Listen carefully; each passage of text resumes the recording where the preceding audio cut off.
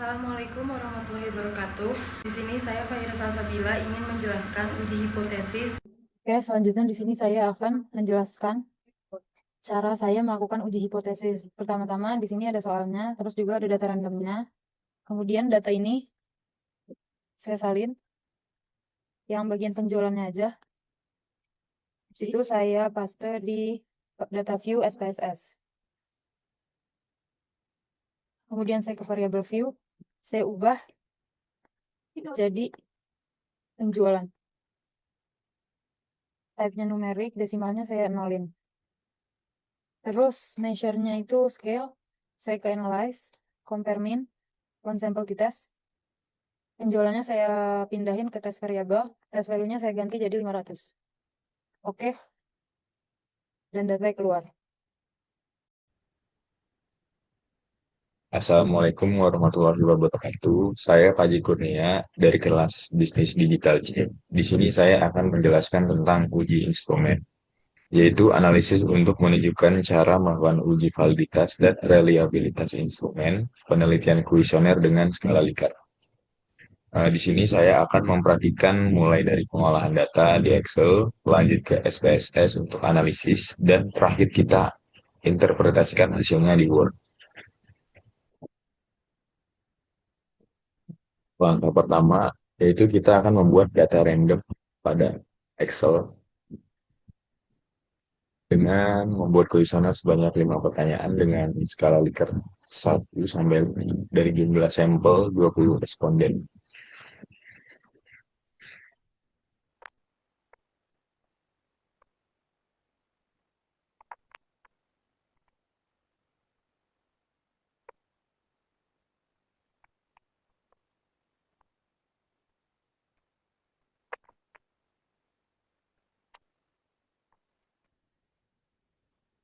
Untuk data randomnya kita di sini menggunakan time between dengan dan masukkan skalanya 1 sampai 5.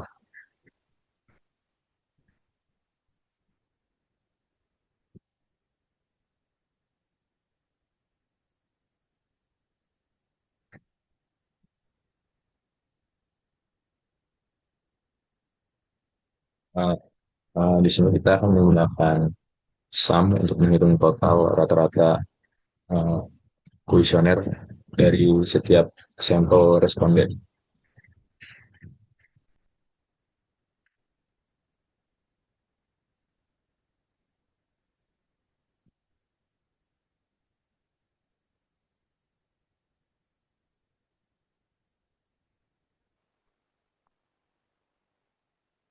Setelah data random yang berhasil dibuat, lanjut kita salin data dari pertanyaan 1 sampai dengan total.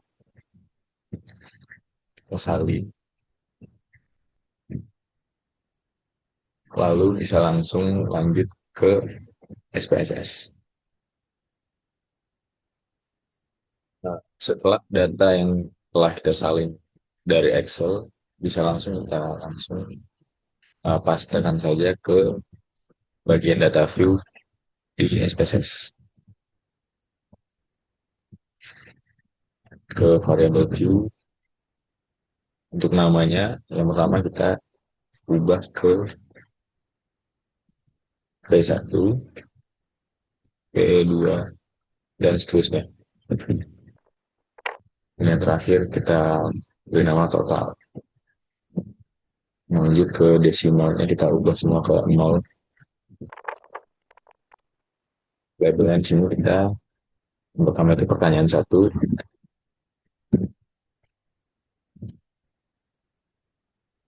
Terus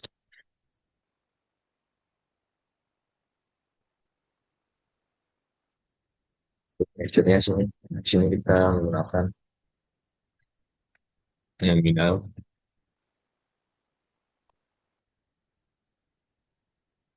Pertama itu kita harus analyze, correlate, dan BRT rate. Pindahkan semua data dalam variabel.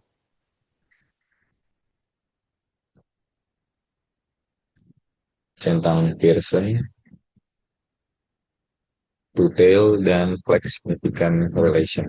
Lalu klik OK. Maka akan muncul data table untuk uji validitas.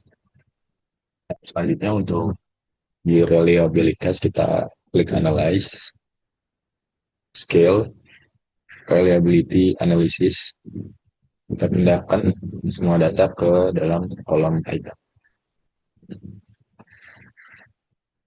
Modelnya kita pilih alpha untuk menampilkan front batch alpha. Lalu klik OK.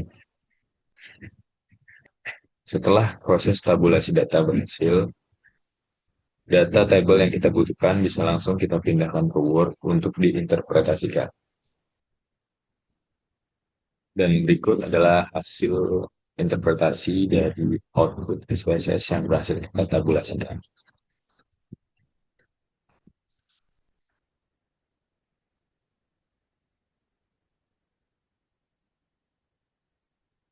Jadi itulah tadi langkah-langkah analisis uji instrumental mulai dari Excel, SPSS hingga interpretasi hasil di Word. Terima kasih Pak Wahyu atas perhatiannya. Maaf jika masih banyak kekurangan dalam penyampaian. Wassalamualaikum warahmatullahi wabarakatuh. Selanjutnya saya Nuhelmi ingin menjelaskan tentang materi uji high square.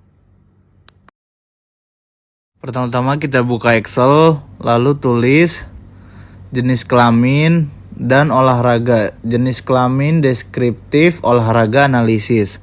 Lalu di range between 1/2 olahraga, range between lagi 1/2. Lalu kita tarik sampai 15 kali. Terus kemudian kita bagi 2 untuk laki-laki dan perempuan. Kalau laki-laki 1, kalau perempuan 2. Lalu tulis olahraga, ada sepak bola dan basket. Sepak bola 1, basket 2. Ya, setelah itu langsung kita salin di Excel, pindahkan pada SPSS, masukkan ke data view, variabel kita ganti jenis kelamin dan yang keduanya menjadi olahraga. Lalu value-nya 1 laki-laki dan yang kedua value-nya perempuan. Di bawahnya value-nya 1 sepak bola, yang kedua basket. Lalu measure-nya diganti scale dua-duanya. Kemudian analyze ke descriptive statistik, lalu cross tab, olahraga dipindahkan ke row, jenis kelamin ke kolom, lalu statistiknya nyalakan chi-square-nya, continue, lalu ke cells, nyalakan total di percentage, continue, lalu oke, dah jadi, alhamdulillah. Sekian, terima kasih dari saya Nuhelmi. Selanjutnya, aku Fatima Zahra akan menjelaskan materi tentang uji asumsi klasik. Selanjutnya kita bikin data random. Yang pertama ada tahun, luas tanah, kamar, jarak ke pusat kota, dan harga rumah. Tahunnya di sini aku tarik sampai 2020. Untuk luas tanahnya di sini aku manual. Lalu untuk kamarnya aku pakai skala dari 3 sampai 5, ditarik sampai ke bawah. Selanjutnya jarak ke pusat kota itu aku pakai skala 4 sampai 11. Selanjutnya untuk skala harga rumah dari 1100 sampai 2250. Selanjutnya ini variabel 1 diganti X1 dan variabel 2 ini diganti X2 dan variabel 3-nya diganti X3. Totalnya itu diganti Y. Untuk type-nya diganti semua menjadi numerik. Untuk labelnya X1 itu luas tanah, untuk X2-nya itu ada kamar, X3-nya itu ada jarak ke kota, dan yang terakhir ada harga rumah. Dan untuk measure-nya itu diganti semuanya ke scale. Lalu selanjutnya kita copy dari luas tanah kamar ke harga rumah, lalu taruh ke SPSS di bagian data. Selanjutnya pilih analyze dan pilih regression linear. Lalu pindahkan semuanya ke blok 1 of 1 kecuali harga rumah. Lalu nyalakan deskriptif, diagnostis, dan Darwin.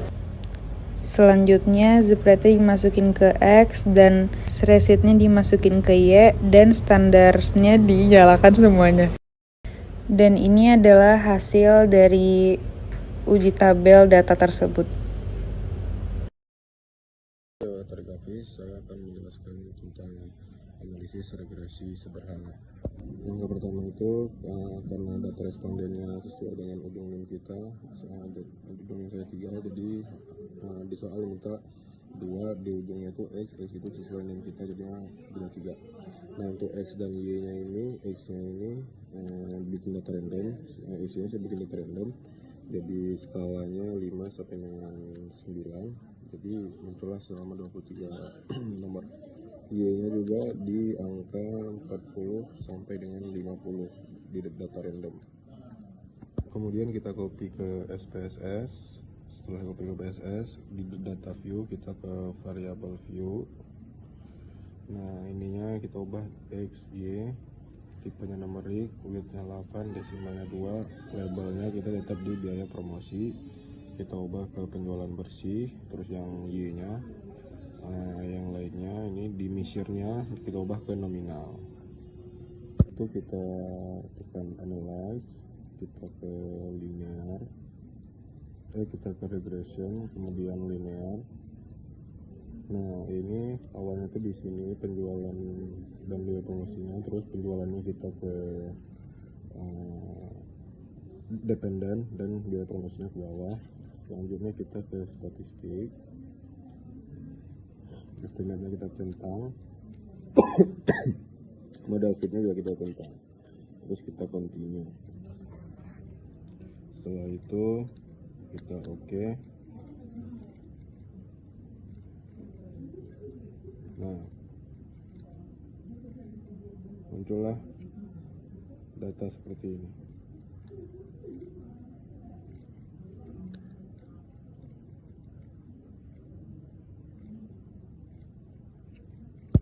Setelah data tadi yang kita pakai itu 3.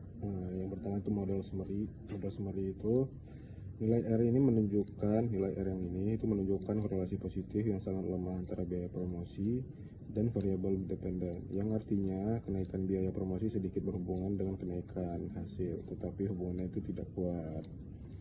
Nah untuk nilai R square ini itu menunjukkan proporsi variasi variabel dependen yang dijelaskan oleh variabel dependen yang dapat dijelaskan oleh variabel independen. Hanya 4,6% variasi hasil yang dapat dijelaskan oleh biaya promosi, sisanya dipengaruhi oleh faktor lain di luar model tersebut. Untuk adjusted R square yang ini itu menunjukkan bahwa memperhitungkan jumlah variabel kontribusi biaya promosi terhadap hasil nyaris itu tidak signifikan. Buat STD error of estimate yang ini menunjukkan tingkat kesalahan perkiraan model, semakin kecil nilainya juga itu semakin baik prediksi modelnya. Nah yang kedua itu kita ngambil di tabel ANOVA. Untuk nilai F-nya ini itu menunjukkan sejauh mana model regresi secara keseluruhan mampu menjelaskan variasi dalam variabel dependen. Nilai ini menunjukkan tingkat signifikan hasil regresi jika sig kurang dari 0,05, signifikan jika signya kurang dari 0,05, model ini berarti tidak signifikan, yang artinya biaya promosi tidak berpengaruh secara signifikan terhadap penjualan bersih. Buat sum of square dan DF, total variasi data terbagi 2, variasi yang dijelaskan oleh model sangat kecil, variasi yang tidak dijelaskan atau sisanya itu sangat besar berbanding terbalik dengan yang kecil. Hal ini dapat menunjukkan bahwa sebagian besar variasi penjualan bersih tidak dapat dijelaskan. Buat sum of square dan DF, total variasi data terbagi 2, variasi yang dijelaskan oleh model itu sangat kecil, variasi yang tidak dijelaskan justru sangat besar. Hal ini itu menunjukkan bahwa sebagian besar variasi penjualan bersih tidak dapat dijelaskan oleh biaya promosi.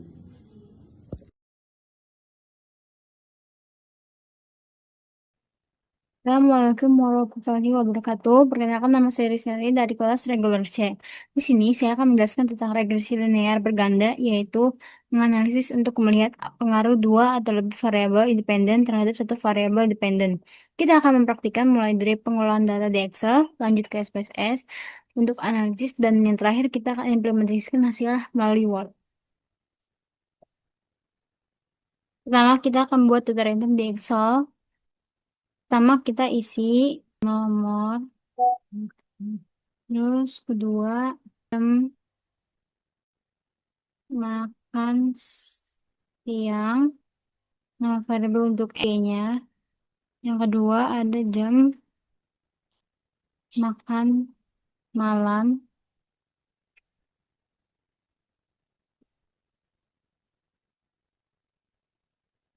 Terus di sini kita akan isi jam makan sore.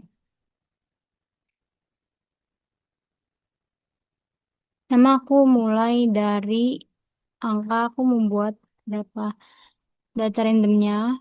Aku membuat mulai dari berapa ya? Ini kita drag ke bawah. Aku mau buat 20 data respondennya. Terus yang kedua, ini jam makan siangnya kita memakai range between dengan skala 1 sampai 25. Enter. Kita drag ke bawah lagi. Untuk variabel X1-nya kita pakai skala 1 sampai 10 aja. Enter. Kita drag ke bawah lagi. Terus yang terakhir ada variabel X2. Pakai range between lagi. Dengan skala 5 sampai 25. Enter.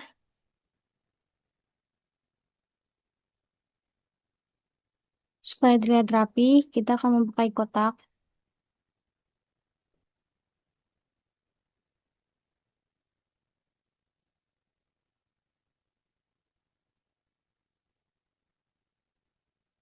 Selanjutnya, kita akan buka aplikasi SPSS.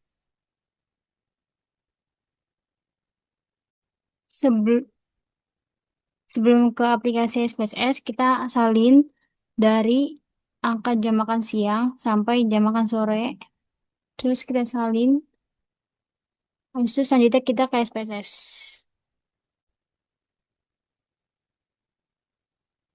Setelah itu kita salin data random yang tadi kita buat di Excel di data view.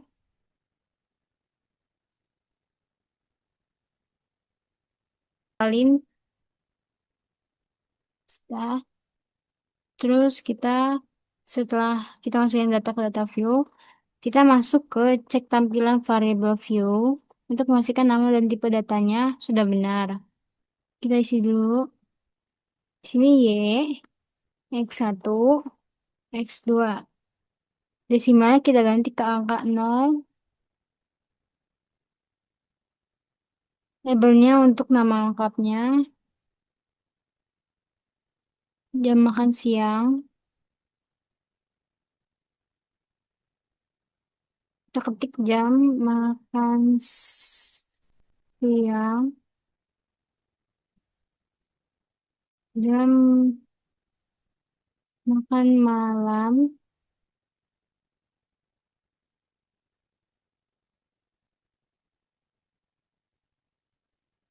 Jam makan sore. Selanjutnya, Miasurnya. Selanjutnya, kita ke menu Analyze. Kita pencet Regression. Selanjutnya ke Linear. Untuk variabel satunya, untuk variabel Y-nya, kita masuk ke Dependent. Dan variabel X1-nya kita masukin ke Independent. Dan juga variabel X2-nya kita masukin ke Independent. Terus selanjutnya kita klik OK. Hasil dari kita analisis yang tadi di SPSS adalah pertama ada model summary, Yang kedua ada ANOVA, yang terakhir ada coefficient. Model sumber ini menunjukkan nilai R dan R square untuk melihat seberapa besar kontribusi variabel dependen menjelaskan variabel dependen. Yang kedua ada ANOVA, menunjukkan apakah model regresi secara keseluruhan signifikan atau tidak dapat melihat nilai dengan sig. Yang terakhir ada coefficient, menampilkan nilai B dan sig untuk masing-masing variabel dependen. Jika nilai sig kurang lebih dari 5, berarti variabel tersebut berpengaruh signifikan terhadap variabel dependen. Hasil implementasikan data random yang sudah tadi kita buat. Jadi itu langkah-langkah analisis regresi berganda mulai dari Excel, SPSS, hingga implementasi hasilnya di Word. Dengan analisis ini kita bisa tahu seberapa besar pengaruh beberapa faktor terhadap satu hasil atau variabel utama. Terima kasih Pak Wahyu atas perhatiannya. Maaf jika masih banyak kekurangannya. Wassalamualaikum warahmatullahi wabarakatuh. Halo, saya Ahmad Fauzan Aldifari. Di sini saya ingin menjelaskan dan ingin memberikan tutorial bagaimana cara analisis faktor di dalam SPSS. Kemudian kita lanjut ke membuat soal. Kemudian ini soal sudah jadi. Lalu kita pindah ke Excel untuk membuat data-datanya. Di sini saya memakai X1 sampai X10. Kemudian nomor respondennya ada 74 dan X1 sampai X10 ini menggunakan metode dari run between atau rumus run between dengan skala 1 sampai 5. Di sini saya blok semuanya, saya biar lebih cepat langsung semuanya. Kemudian di copy dipindahkan ke SPSS.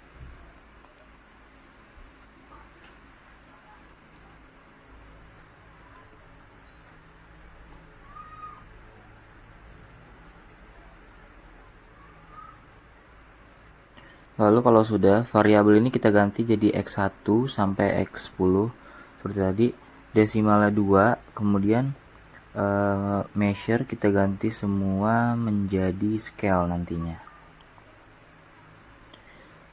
Kita ganti X10, kemudian measure kita ganti scale semua, dan habis itu kita labelnya tadi yang X1 sampai X10 itu ada apa-apa saja kita masukin ke dalam label. Di sini saya akan skip atau melompat supaya lebih cepat videonya. Oke. Jika sudah, langsung kita analisis faktor dengan menggunakan analyze, kemudian dimensi reduction, terus faktor. Di sini semuanya kita blok, kita pindahkan ke values, descriptive. Di sini semuanya kita centang, semuanya jangan sampai jadi dari centang, continue. Terus lanjut ke extraction. Kita tetap pakai, kita script plot kita centang, kemudian correlation metric tetap, lalu continue. Kemudian di bagian rotation, Varimax kita klik, kemudian kita continue, lalu klik OK jika sudah semuanya. Dan muncullah data-data yang kita pengen dari materi atau dari metode analisis faktor. Di sini sudah muncul semua yang tadi kita kerjakan.